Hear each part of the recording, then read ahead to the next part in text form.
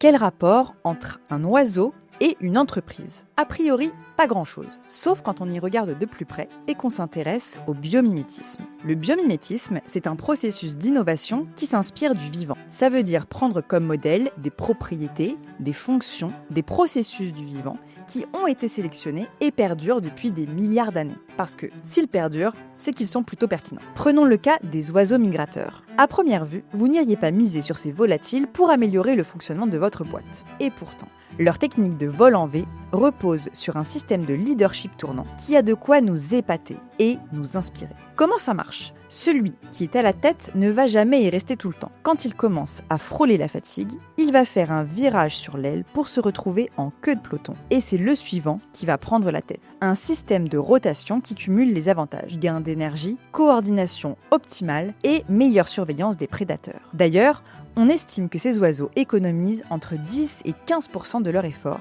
et qu'ils peuvent augmenter de 70% leur durée de vol. Mais alors pourquoi le monde de l'entreprise devrait s'en inspirer? Parce qu'il y a beaucoup à apprendre en matière de vision du leadership et de gestion de la charge mentale. Au travail, le leadership est souvent associé à un statut, à un poste, à la figure du chef, alors que nos amis les oiseaux nous apprennent à y voir plutôt une notion de responsabilité, avec un ego bien placé. Quand on est fatigué, il faut le dire et passer la place à des gens compétents. Si je passe mon leadership, il faut que je m'assure que celui ou celle qui va reprendre le leadership ait la compétence. Donc le périmètre de transfert de leadership est hyper important. Le vol en V interdit de se laisser porter. On se laisse porter quand c'est le moment, mais on sait qu'à un moment, on va prendre le leadership. Et donc forcément, on ne se laissera pas porter de la même manière. On peut enfin avoir dans le transfert de leadership un vrai outil pour éviter l'épuisement professionnel dans les environnements à risque. Mais attention, pour que le modèle fonctionne, une condition s'impose. Il faut que ce système ait été programmé dans l'organisation pour que le fait de céder sa place à un instant T ne soit pas vécu comme un échec ou un signe de faiblesse.